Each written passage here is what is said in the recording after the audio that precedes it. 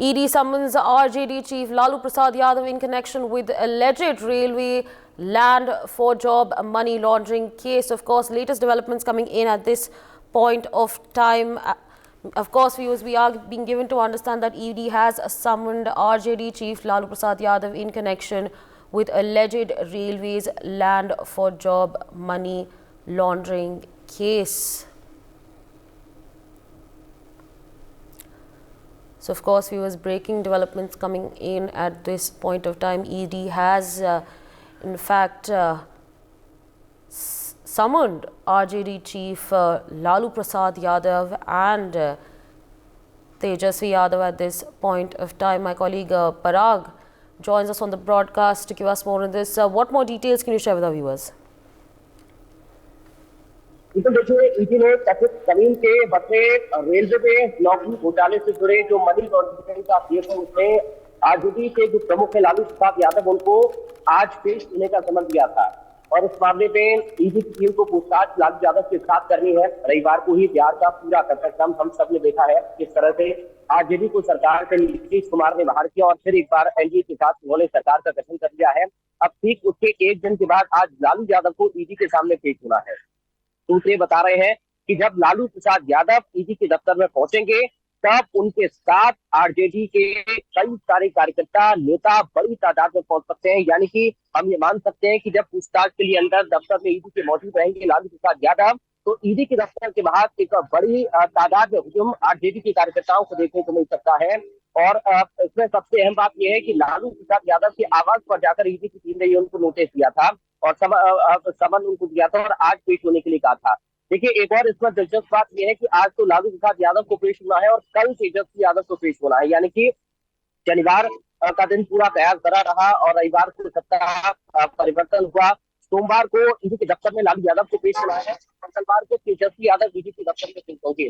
पूछताछ के लिए पटना के कार्यालय में ही तेजस्वी को भी बुलाया गया है।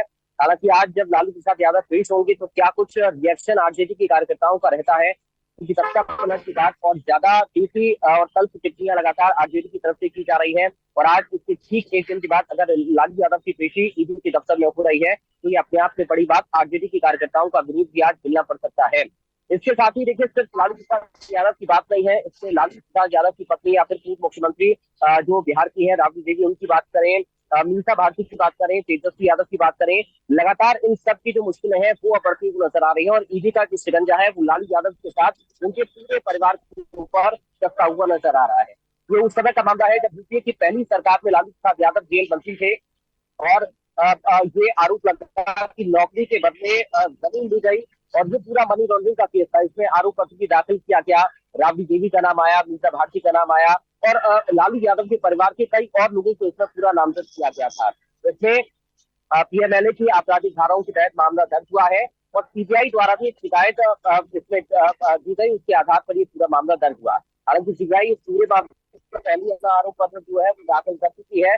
आप लालू यादव की बात करें, राबड़ी देवी की बात करें, तेजस्वी यादव की बात करें, उनको अक्टूबर में ही सीबीआई मामले में निचले अदालत से जमानत मिल चुकी थी। लेकिन आज जो है वो ईडी के दफ्तर में जब लालू प्रसाद यादव पेश होंगे और कल जब तेजस्वी यादव पेश होंगे तो क्या आरजेडी चिंताओं पर रहेगा, क्या पटना में राजधानी में और ज्यादा उबाल सियासत में देखने को मिल सकता है, इसका थोड़ा समय शाम तक इंतजार करना होगा।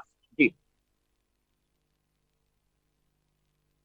Are there any, in fact, political reactions coming in at this point of time as far as this development is concerned?